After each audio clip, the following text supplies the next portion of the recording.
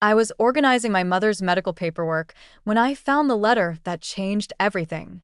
Hidden in a stack of insurance documents was an envelope addressed to me from a law firm I'd never heard of, dated 18 months ago. Inside was a notification that I was the sole beneficiary of a $4 million inheritance from someone named Eleanor Hartwell. The same inheritance my best friend Sarah had claimed, the same money she'd been living on while I worked 3 jobs to pay for my mother's cancer treatment. As I read the legal documents with trembling hands, I realized that the woman I'd trusted like a sister had stolen my entire future. If you want to hear about betrayal so deep it rewrites your understanding of friendship, subscribe to the channel and hit like so the next story comes out even faster. My name is Jessica, I'm 35 years old, and until 3 weeks ago, I thought I knew what loyalty meant. Sarah and I had been best friends since college, the kind of friendship where you finish each other's sentences and know each other's secrets. We'd been through everything together: bad relationships, career struggles, family crises. When she got the call about her inheritance 18 months ago, I was the first person she told, and I was genuinely happy for her. "Jess, you're not going to believe this," she'd said, calling me at work with tears in her voice. "Remember my great-aunt Eleanor, the one I barely knew? She died and left me everything. $4 million, plus her house in Connecticut." I remember feeling a surge of pure joy for her. Sarah had been struggling for years, working as a freelance graphic designer, barely making ends meet. She'd been living in a tiny studio apartment, driving a car that broke down every few months, and eating ramen noodles for dinner more often than she'd admit. "Sarah, that's incredible," I'd said. "You deserve this. Finally, something good happens to someone who actually deserves it." "I can't believe it's real," she'd sobbed. "The lawyer says it's all legitimate. Aunt Eleanor apparently never married, never had children, and I was her closest living relative. She left me a letter saying she'd been watching my life from a distance and wanted to make sure I was taken care of." It made sense at the time. Sarah had always talked about this mysterious great-aunt who'd sent birthday cards with small checks when we were in college. Eleanor Hartwell had been a successful businesswoman who'd lived quietly in Connecticut, and Sarah was indeed her great-niece. When she died without children, it seemed natural that the money would go to Sarah. The inheritance transformed Sarah's life overnight. She paid off her student loans, bought a beautiful condo in the best part of town, and started her own design firm. She traded her broken-down Honda for a luxury SUV and began taking vacations to places we'd only dreamed about visiting together. I was happy for her, but I'll admit there were moments when I felt a pang of envy. Not because I begrudged Sarah her good fortune, but because my own life was falling apart at exactly the same time hers was taking off. 3 months after Sarah's windfall, my mother was diagnosed with stage 3 breast cancer. The treatment was aggressive and expensive, and even with insurance, the medical bills were crushing our family financially. I was working as a nurse at a local hospital, but the salary wasn't nearly enough to cover the mounting costs of chemotherapy, radiation, and all the associated medical expenses. I took on 2 additional part-time jobs, tutoring nursing students in the evenings and working weekend shifts at a clinic. I was exhausted constantly, working 70-hour weeks just to keep up with my mother's medical bills. I had to move back in with my parents to save money on rent, and I sold my car to help pay for one particularly expensive treatment cycle. Sarah was wonderfully supportive during this time. She visited my mother regularly, brought meals when I was too tired to cook, and even offered to lend me money to help with the medical expenses. "Jess, please let me help," she'd say. "I have more money than I know what to do with, and you're killing yourself trying to keep up with these bills." But I couldn't bring myself to accept her financial help. Maybe it was pride, or maybe some instinct told me that borrowing money from friends never ends well, but I always declined her offers. "You're already helping just by being here," I'd tell her. "Having your support means more than money." For 18 months, I watched Sarah build her new life while I struggled to save my mother's. She bought designer clothes, redecorated her condo with expensive furniture, and started dating men who took her to exclusive restaurants I couldn't afford even for special occasions. She'd invite me to join her for these luxurious experiences, always offering to pay, but I usually had to decline because I was either working or too exhausted to socialize. "You need to take care of yourself too," she'd worry. "You can't run yourself into the ground taking care of everyone else." But what choice did I have? My mother needed treatment, and the bills kept coming. I was doing what any daughter would do, whatever it took to keep my mother alive.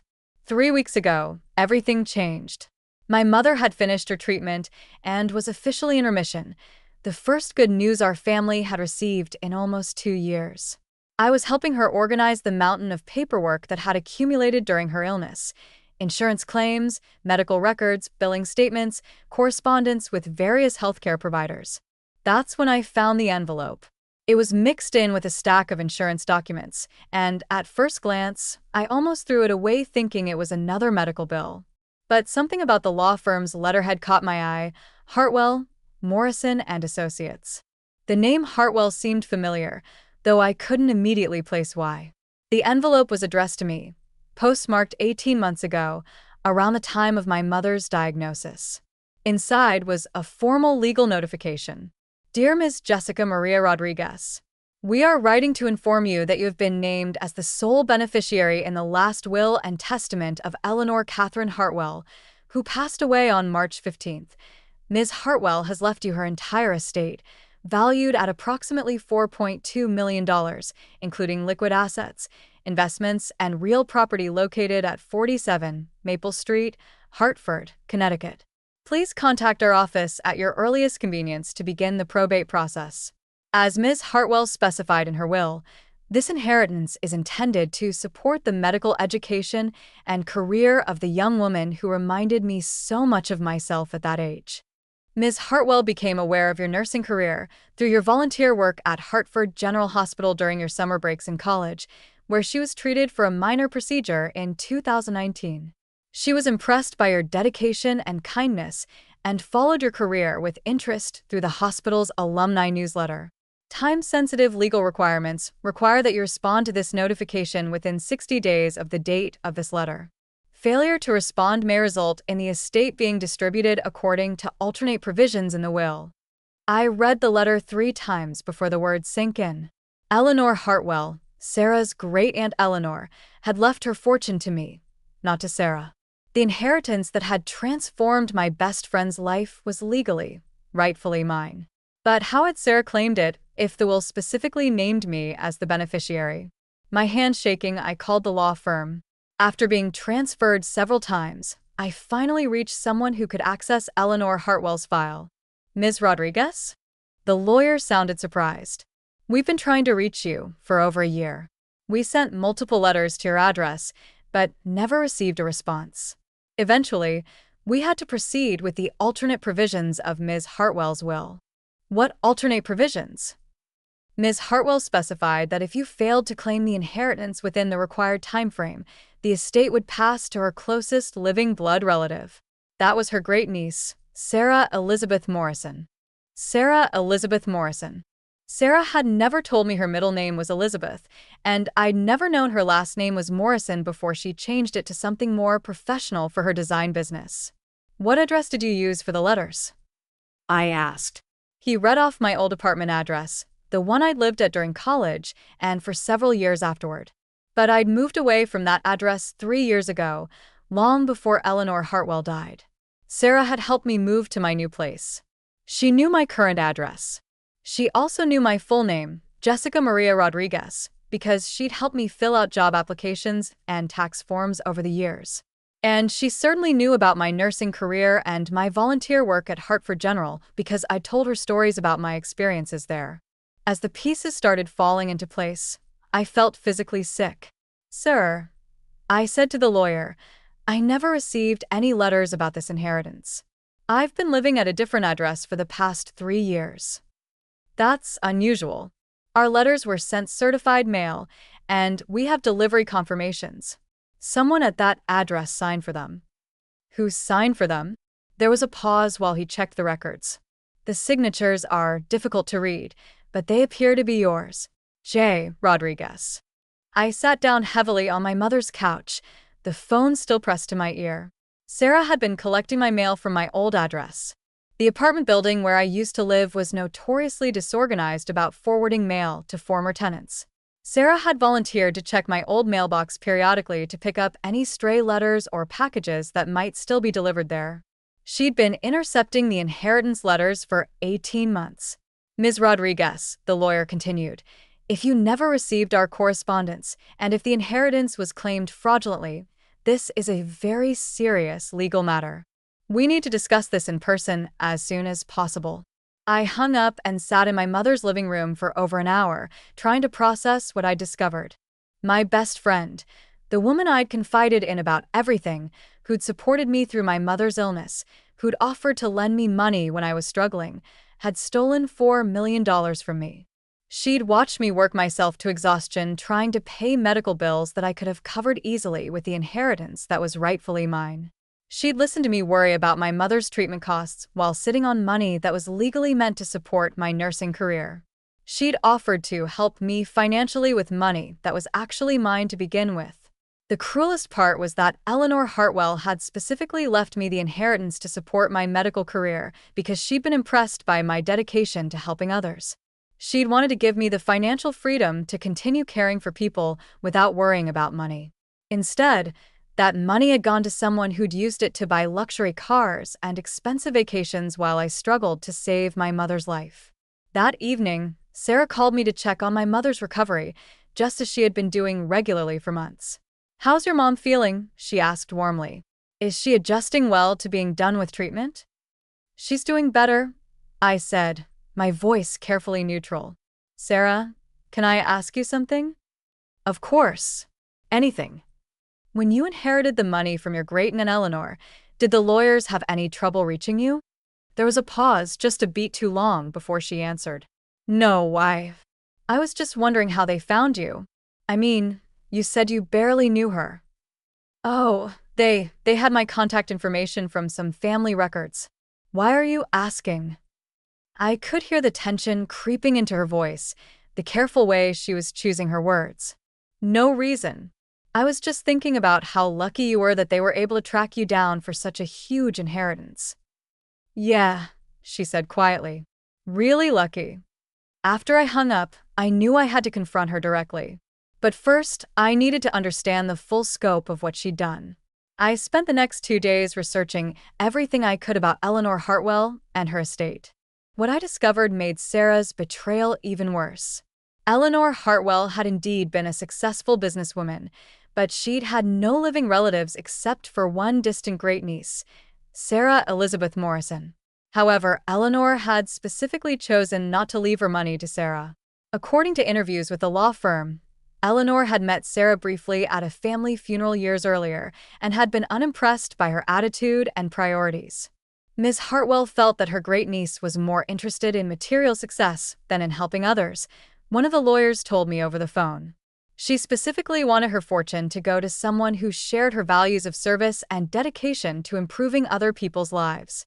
Eleanor had encountered me during her brief stay at Hartford General and had been moved by what she saw as my genuine compassion for patients. She'd followed my career through the hospital's alumni newsletter, which featured updates on former volunteers.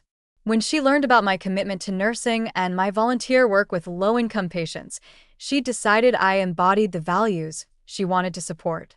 Sarah had stolen not just my inheritance, but my legacy from a woman who'd seen something special in my dedication to helping others. On Friday evening, I drove to Sarah's condo for what I knew would be our last conversation as friends. She greeted me at the door wearing a designer dress I'd complimented her on months earlier, and I remember thinking bitterly that I'd paid for that dress with my stolen inheritance money. "Jess, What a nice surprise. come in." I was just about to open a bottle of wine.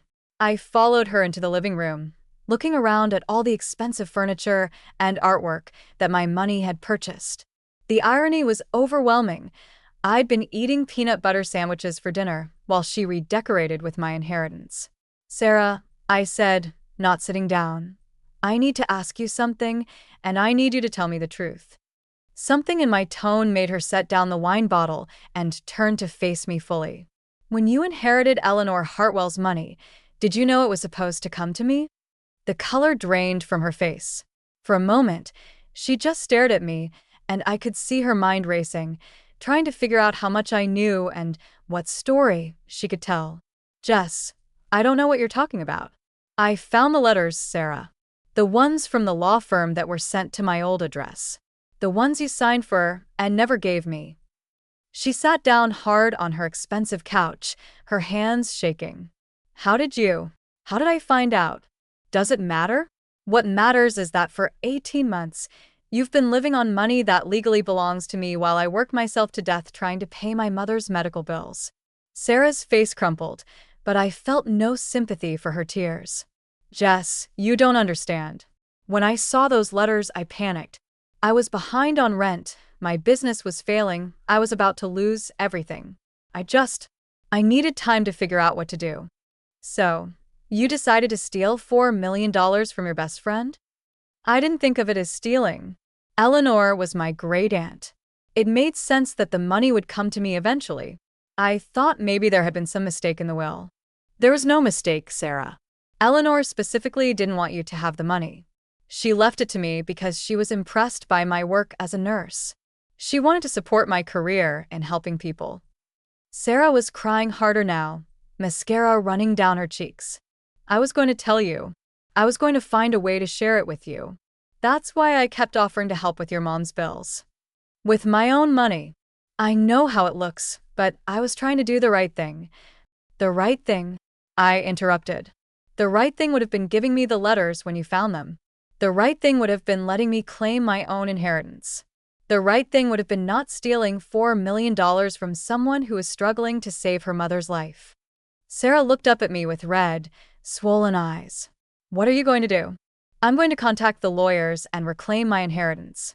This was fraud, Sarah. You forged my signature, intercepted my mail, and fraudulently claimed money that didn't belong to you. Jess, please. Can't we work something out? I'll pay you back. We can split it. Please don't destroy my life over this. I looked at this woman I'd considered my closest friend, sitting in her expensive living room furnished with my stolen money, begging me not to destroy her life after she'd spent 18 months destroying mine. You destroyed your own life the moment you decided to steal from me, I said. And you destroyed our friendship the moment you watched me struggle financially while hoarding money that belonged to me. I turned to leave, but Sarah's voice stopped me. Jess, wait. If you report this, I could go to prison. I'll lose everything. You should have thought about that before you stole $4 million. But I was desperate. You don't know what it's like to be broke, to feel like you're failing at everything. I turned back to her, incredulous. I don't know what it's like to be broke? Sarah, I've been working 70-hour weeks for the past year and a half. I had to move back in with my parents. I sold my car. I've been living on peanut butter sandwiches and generic cereal while you've been taking vacations to Europe with my money. That's different. You were doing it for your mom. That's noble. I was just failing at life. So you decided to steal mine? I left her condo that night and never spoke to Sarah again. The next morning, I contacted Hartwell, Morrison and Associates and began the process of reclaiming my inheritance. The legal proceedings took 6 months. Sarah tried to fight it initially, claiming that she'd believed the inheritance was legitimately hers and that she'd been planning to share it with me. But the evidence was overwhelming. The intercepted letters, the forged signatures, the fact that she'd never disclosed the inheritance's true origin even when she knew I was struggling financially. In the end, Sarah pled guilty to mail fraud and inheritance fraud. She was sentenced to 2 years in federal prison and ordered to pay back every penny she'd spent, plus interest and legal fees. The condo, the car, all of it was seized to help repay the debt. Eleanor Hartwell's inheritance finally came to me exactly as she'd intended. $4.2 million, plus the house in Connecticut, plus 18 months of interest. It was more money than I'd ever imagined having, and it came at a time when I needed it most. I paid off all of my mother's medical bills and set up a fund to cover any future healthcare costs she might need. I paid off my student loans and bought a small house near the hospital where I work. I started a scholarship program for nursing students from low-income families, something I think Eleanor would have appreciated. But the money, wonderful as it was, couldn't undo the damage Sarah's betrayal had done to my ability to trust people. Learning that my closest friend was capable of such calculated cruelty changed something fundamental in how I see relationships. 6 months after Sarah was sentenced, I received a letter from her in prison. It was full of apologies and explanations, telling me how sorry she was and how much she missed our friendship. She wrote about how prison had given her time to reflect on her choices and how she understood now how wrong she'd been. I threw the letter away without finishing it. Some betrayals cut too deep for apologies to heal. Sarah didn't just steal my money, she stole 18 months of my life when I was struggling most. She watched me work myself to exhaustion, watched me worry about my mother's treatment costs, watched me sacrifice my health and well-being to pay bills that I could have covered easily with my own inheritance. More than that, she stole my trust in friendship itself. She taught me that even the people you consider family can smile in your face while robbing you blind. A year later, I'm financially secure but emotionally cautious in ways I never was before. I'm grateful for Eleanor Hartwell's generosity and for the opportunity to build the life she envisioned for me. I've been able to focus on my nursing career without worrying about money, and I've started graduate school to become a nurse practitioner. But I'm also more careful about who I trust, more aware of the signs that someone might not be who they claim to be. I've learned that loyalty is rare, that desperation can turn even good people into thieves, and that sometimes the person planning your destruction is the one sleeping on your couch and offering to help with your problems. Sarah taught me that friendship isn't just about being there for the good times. It's about who you become when your friend is suffering and you have the power to help or to hurt them. She chose to hurt me while pretending to help. That's not friendship. That's just a very sophisticated form of cruelty. Eleanor Hartwell left me her fortune because she believed I was someone who dedicated my life to helping others. Sarah proved that not everyone who claims to care about you actually does. But in the end, the truth won. Justice was served. And I learned that while money can be stolen, integrity can't be taken from you. It can only be given away. I kept mine. Sarah lost hers. And that, I think, makes all the difference in the world.